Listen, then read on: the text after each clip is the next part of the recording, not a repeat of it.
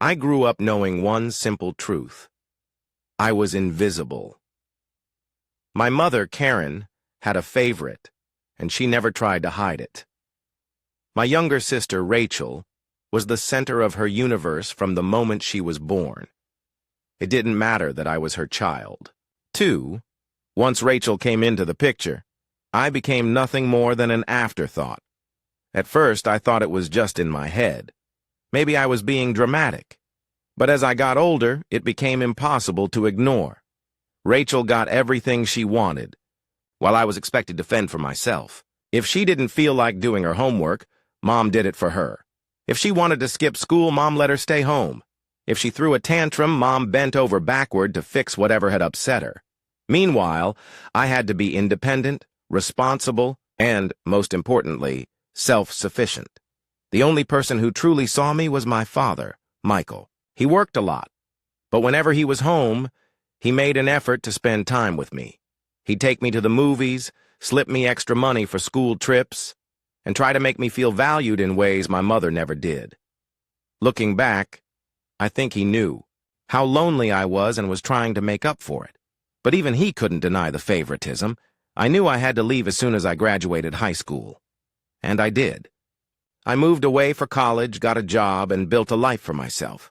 One where I wasn't just a shadow standing in Rachel's spotlight. I rarely spoke to my mother and sister after that.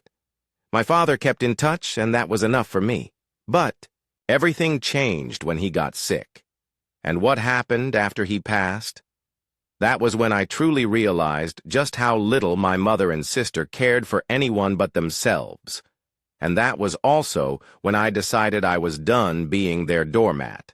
My mother's obsession with Rachel went beyond normal motherly love. It was all-consuming. She treated Rachel like royalty, catering to her every whim. Mom fed Rachel by hand well into middle school because she doesn't like eating alone. She did her school projects for her because it's too hard for her. If Rachel didn't feel like going to school, she didn't have to. But me? I had to figure everything out on my own.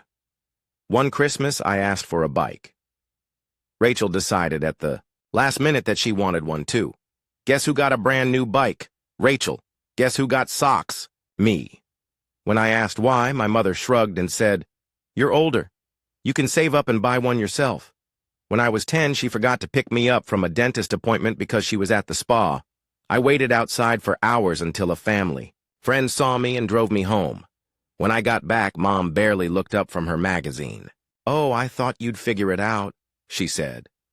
That's what my childhood was. A long lesson in being ignored.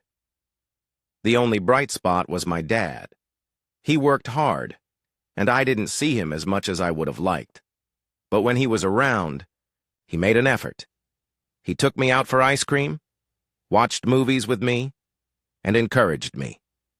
He gave me a little extra money for birthdays and school trips, but always told me not to let Mom know. Now I understand why. By the time I left for college, I felt free for the first time in my life. And I never looked back. 11 years ago, my father got sick. He started coughing. A small thing, nothing to worry about. But it didn't go away. He got worse.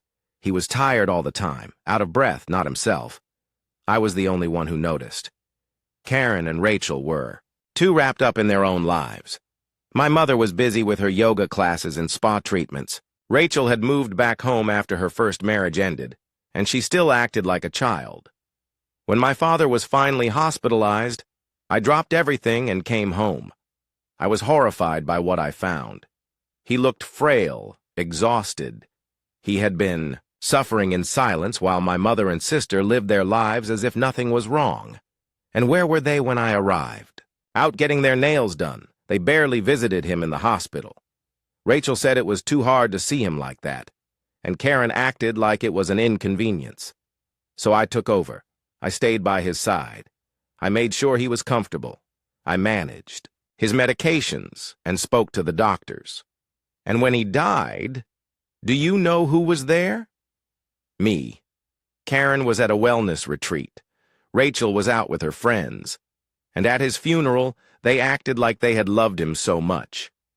A few weeks later, I met with my father's attorney.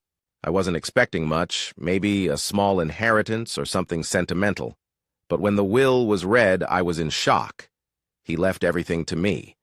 The house, his savings, everything. Karen and Rachel got nothing, and that was when all hell broke loose.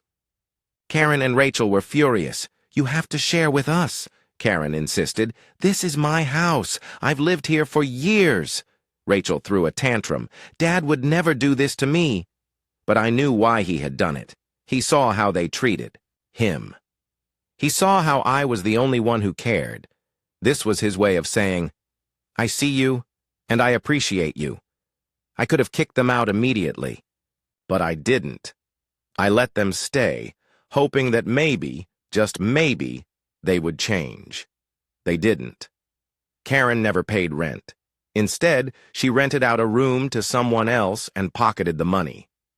Rachel told the rest of the family I had manipulated Dad into cutting her out of the will. And then Karen had the audacity to ask me to pay for Rachel's second wedding. That was it. I was done. I served them an eviction notice. They lost their minds. "You can't do this," Karen screamed. "This is my home." "Not anymore," I said. Rachel called me every name in the book.